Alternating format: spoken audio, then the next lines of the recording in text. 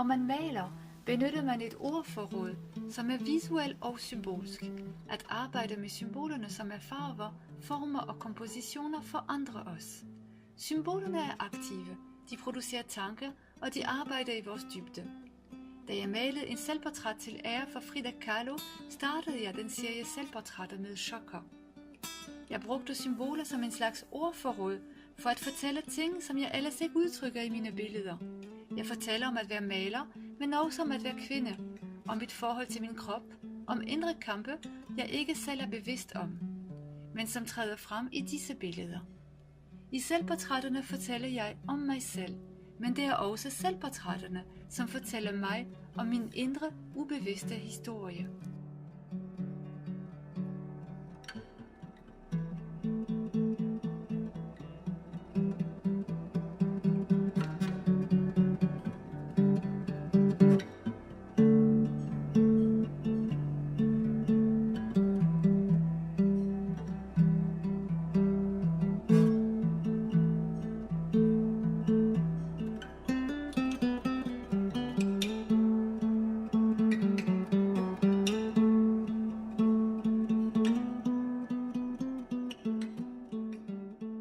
I selvportrætterne ser man en kvindelig maler, som arbejder i sit atelier. Hun har sit staffeli, en pensel, et hvidt forklæde, en choker, et kors, og hun sidder og kigger sig selv i spejlet. Men måske kigger hun på flammen, som spejler sig i spejlet.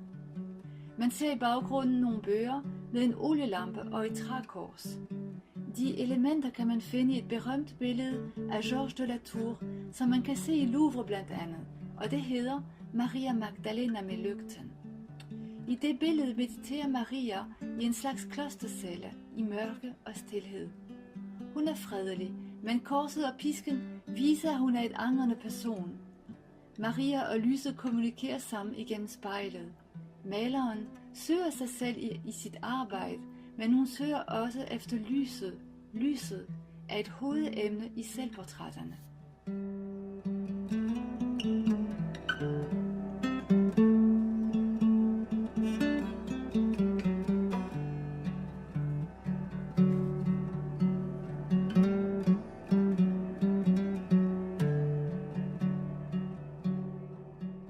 Atelieret er som Maria Magdalenas klostercelle, et sted, hvor man kan finde stilhed, ensomhed og introspektion. Det er i dette privilegerede sted, at en indre transformation vil kunne finde sted.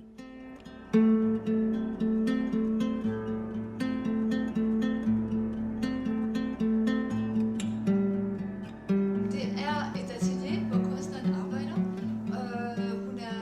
Hun er indlukket i sin verden, men hendes inspirerende verden, det er naturen. Så jeg har sørget for, at i atelieret har vi de 4 sæsoner og de 5 kinesiske elementer. Vi er vant til, at der er 4 elementer, men i Kina arbejder man med 5 elementer. Så jeg viser lige, hvordan de hænger sammen. Her har vi efteråret med et efteråret farvepanel og vin og en natur, som er et efterårsnatur. Her har vi vinter med ild til at varme og til at lyse, og så også vinterfarver. Her har vi foråret med træet, der blomster og giver en lille spire her. Og her har vi sommer med sommerpanel, og jeg har puttet en æble som frugt, fordi det er selvfølgelig.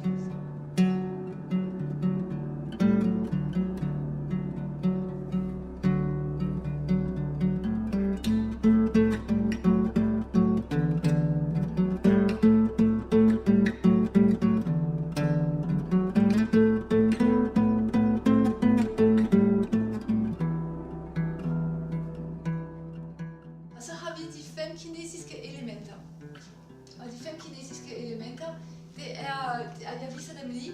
Du har jorden her, som er i grotten. Så har du ild her, som giver lys og varme. Så har du træ her, som giver en lille træ, spire og blad. Her har du vand med den lille flaske, og her har du metal.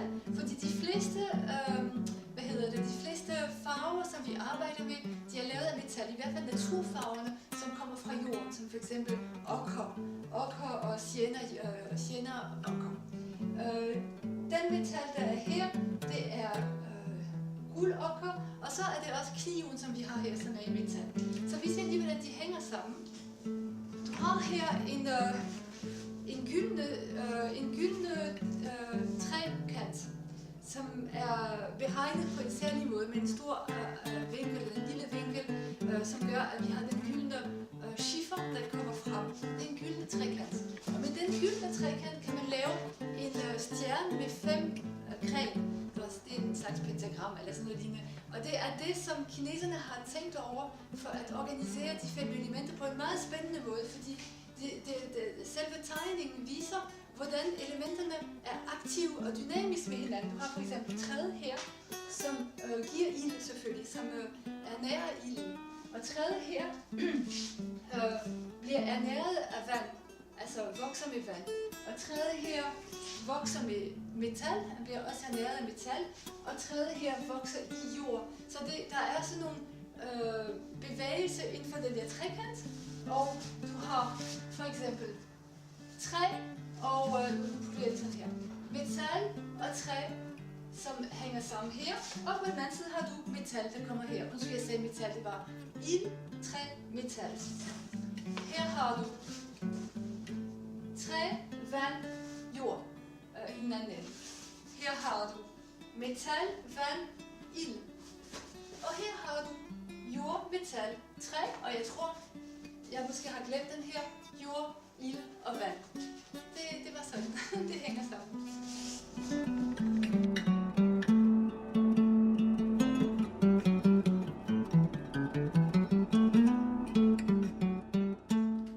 Comme dans L'Homme de Vitruve, la peintre est au centre du cercle de l'étoile. Elle est aussi en tant que femme un sujet du tableau. Son corps est très présent et visuellement important. Il s'agit d'un faux nu. La nudité et le tablier blanc suggèrent l'idée d'une renaissance, d'un renouveau qu'on peut rapporter à la Marie-Madeleine de Delatour. La peintre s'approprie un regard positif sur son propre corps grâce aux moyens que la peinture met à sa disposition. Le dessin, la couleur, les symboles et bien sûr aussi la lumière.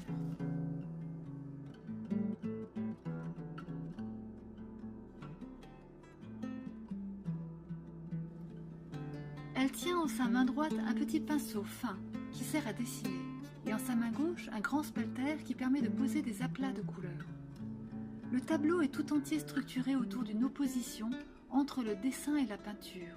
À sa droite, on a des carnets de dessin, des livres, le compas de la géométrie, des outils pour observer la perspective et étudier la morphologie. Tandis qu'à sa main gauche, on a le domaine de la peinture, de la matière et de la couleur. L'opposition entre le dessin et la couleur est une opposition classique en peinture qui a beaucoup intéressé l'histoire de l'art depuis la Renaissance. Les Florentins ont voulu légitimer la peinture par la raison, c'est-à-dire le dessin, la morphologie et la divine perspective. En revanche, les Vénitiens ont donné la primauté à l'intuition sensitive et au coloris. En peinture, on a besoin des deux. On peut opposer les deux et on peut aussi les valoriser et les associer ensemble. L'expérience esthétique réunifie en nous la raison et l'essence, le masculin yang et le féminin yin.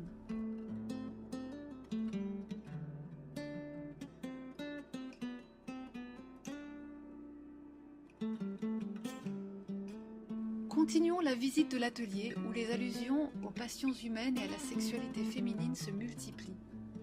Sur la palette posée sur le tabouret, on a la couleur des oxydes de fer rouge qui sort d'un tube de peinture et un couteau à palette posé en équilibre. Il va tomber, comme dans les natures mortes de Chardin, où le couteau en déséquilibre et le fruit éventré évoquent la perte de la virginité.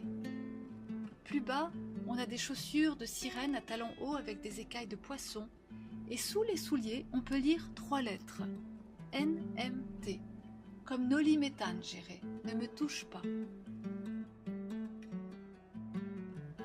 De nombreux tableaux où on voit Marie-Madeleine qui reconnaît Jésus ressuscité portent ce titre, mais le sens est tout à fait différent. Le Christ ressuscité rencontre Marie-Madeleine dans un jardin, il l'invite à une nouvelle forme d'union. Mais ici dans le tableau, ni Jésus ni Marie ne sont là. Une petite huile posée devant le tableau du jardin représente l'étreinte d'une nymphe et d'un satyre. Un verre de vin renvoie aussi bien au bacchanal antique qu'à l'union avec le Christ dans l'Eucharistie.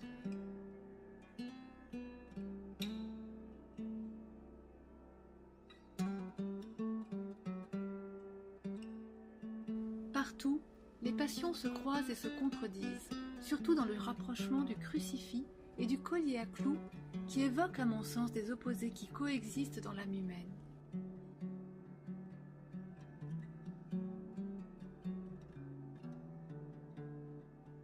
Il y a chez l'humain des névroses sacrificielles qui relèvent de blessures profondes et enferment dans des comportements narcissiques qui peuvent devenir destructeurs.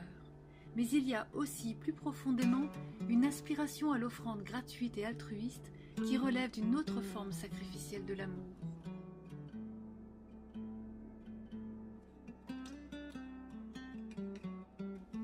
J'aime associer les deux et penser que la croix assume le collier, qu'elle transforme les passions humaines sans les nier, mais en révélant leur vrai sens.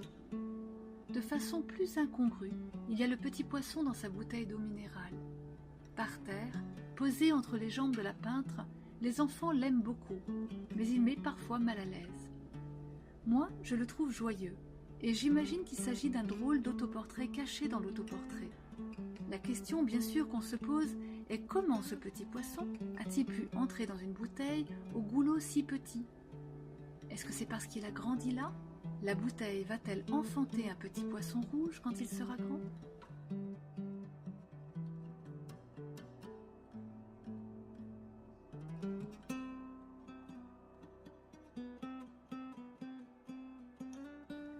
Dans l'autoportrait au poisson rouge, le problème est posé sur la table. Le crâne tourné vers la peintre est emprunté au tableau de Delatour. Son rôle dans les natures mortes classiques est d'inviter à la méditation. Memento mori, souviens-toi que tu vas mourir. Mais suivons son regard. Il regarde la peintre et là, plus loin, il considère Ève qui tombe la tête en bas à côté de la pomme géante. C'est un peu comme si Adam lui disait « Hé toi, regarde ce que tu as fait de moi, hein. Je t'ai écouté, j'ai mangé et voilà à quoi je suis réduit. » Même si nombreuses sont les interprétations non misogynes de ce texte, même si le texte biblique annonce une espérance, il n'en est pas moins que le poids symbolique à porter est lourd. Et c'est ce poids symbolique qui m'intéresse, ce poids à assumer, sciemment ou non, parfois dans la révolte, parfois dans la résignation.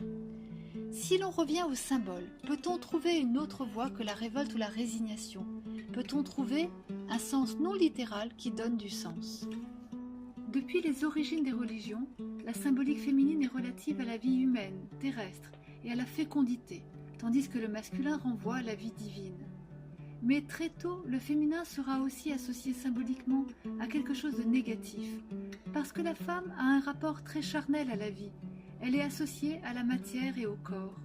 Et parce que la chair est mortelle et que notre mort nous fait peur, la femme est symboliquement associée à la mort dans nos archétypes. Et parce que les notions de péché et de mort sont intimement liées dans la plupart des théologies, la femme est associée au péché, à la culpabilité, à la sexualité honteuse et à l'impure. Il s'agit d'une association d'idées symboliques sans rapport avec la réalité, mais qui est si profonde en raison de la peur que la mort nous inspire qu'elle peut influencer la réalité. La libération de la femme est incontestablement une des avancées les plus intéressantes de la modernité. Je crois quand même que ces questions restent d'actualité, au moins sur le plan personnel, dans le travail sur soi.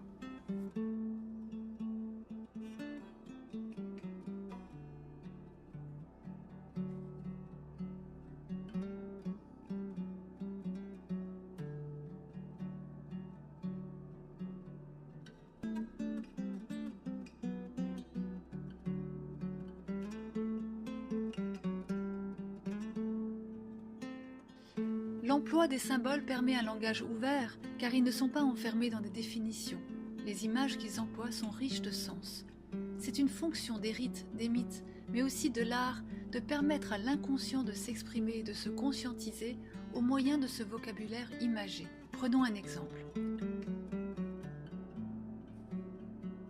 La gorgone, Méduse, elle réunit tout ce qu'il y a de plus effrayant dans l'imaginaire collectif. Chtonienne, laide, pétrifiante, serpentine, vénéneuse, castratrice, sorcière, et encore porteuse du mauvais œil. On fait pas mieux. Néanmoins, elle enfante Pégase, le merveilleux cheval ailé, et son effigie gravée sur le bouclier d'Athéna est capable de faire fuir l'ennemi. À la lumière des sciences modernes, On peut en quelque sorte apprivoiser les frayeurs qu'elle inspire. On sait aujourd'hui que l'animal méduse est la mère des animaux vertébrés dans l'arbre de l'évolution animale, car elle figure parmi nos ancêtres les plus lointains, les métazoaires. Chose très étonnante, on pense aujourd'hui que c'est la protoméduse qui a développé le premier œil biologique et que tous les animaux qui voient ont hérité de son organe visuel. Les Grecs, dans leur génie, ont-ils eu un pressentiment de notre parenté mystérieuse avec elle? Ont-ils signifié que la vue est un pouvoir qui, sans la raison d'Athéna, peut être destructeur, idolâtre, tout en honorant en la méduse la mère du monde visuel?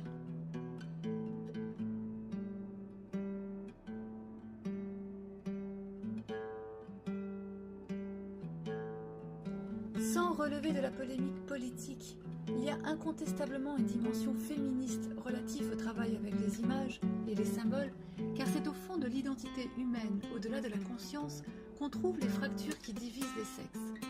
Ce féminisme est un féminisme artistique qui concerne la libération aussi bien des hommes que des femmes, car en effet nous avons tous une existence à vivre, incarnée dans la chair, et cela passe par l'image que nous avons de nous-mêmes dans nos archétypes.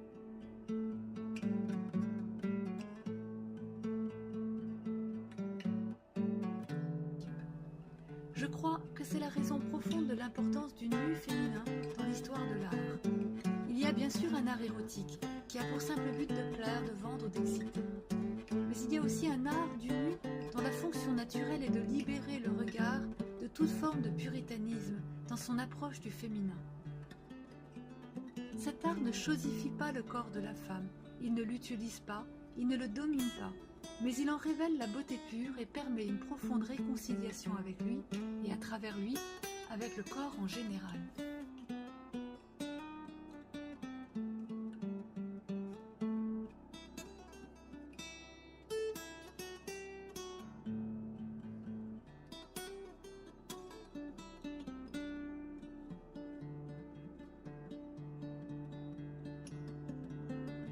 Les symboles permettent de nombreuses lectures face à un tableau. Pour cette série, j'en propose une qui est féministe, mais ce féminisme qui se situe sur le plan des symboles ne s'inscrit pas dans la lutte des sexes et il ne désigne pas un adversaire masculin. Il plonge plus profondément dans les racines divisées de tout être humain et identifie une fracture profonde dans l'identité humaine traduite par le souvenir mythique de la tentation angélique. Dans le récit biblique, la chute consiste à vouloir faire l'ange, c'est-à-dire à fuir sa condition humaine incarnée par la femme. Dans ce récit, ce n'est ni l'homme ni la femme qui a pris le pouvoir sur son compagnon, mais le tentateur ou la peur qui domine l'homme et prend les apparences du féminin. Or, le féminin désigne la voie de l'intériorité du cœur, qui est comme un utérus où se joue l'essentiel de la vie spirituelle et relationnelle. La peur du féminin nous condamne à vivre dans l'action et la production, à la superficie de nous-mêmes. La peinture permet de sortir de cette impasse conflictuelle, de retrouver un monde intact et restauré où les symboles guident l'homme vers une meilleure connaissance de lui-même, dans un chemin unitif qui s'offre à lui. Il y a quelque chose de thérapeutique dans l'exercice des arts, et en particulier de la peinture, qui nous ramène à la matière, aux formes, aux symboles du masculin et du féminin, à notre propre image divisée. Les symboles émanent de l'inconscient et dialoguent avec la raison. Ils précèdent les concepts car ils sont tirés de la nature, des images de la nature. Ils donnent à ces figures une richesse de sens qui donne à penser à la raison. C'est dans cette perspective thérapeutique que je peins ma série d'autoportraits. Je voudrais donner la parole à mon propre inconscient, rencontrer ma part d'ombre, jouer avec, et accueillir une image lisible et restaurée de mon identité profonde.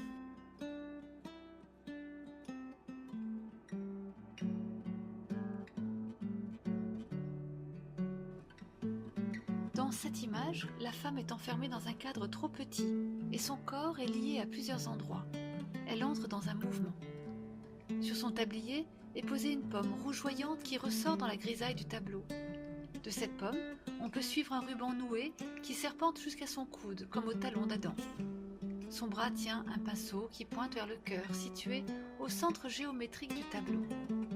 Quand on poursuit l'oblique, on arrive à la veilleuse, éteinte, sur laquelle quelques lettres gravées sont lisibles. L'huile ne sert plus à éclairer, mais elle sert pour peindre. Si on poursuit le mouvement serpentin qui part de la pomme, on remonte le long de son bras gauche qui danse au-dessus de sa tête. La peintre a tracé en rouge un cœur blessé, enfermé dans une couronne d'épines sur sa poitrine. Le cœur est surmonté d'une petite croix et plus haut du collier qui enserre son cou. Elle ouvre la bouche et dit quelque chose.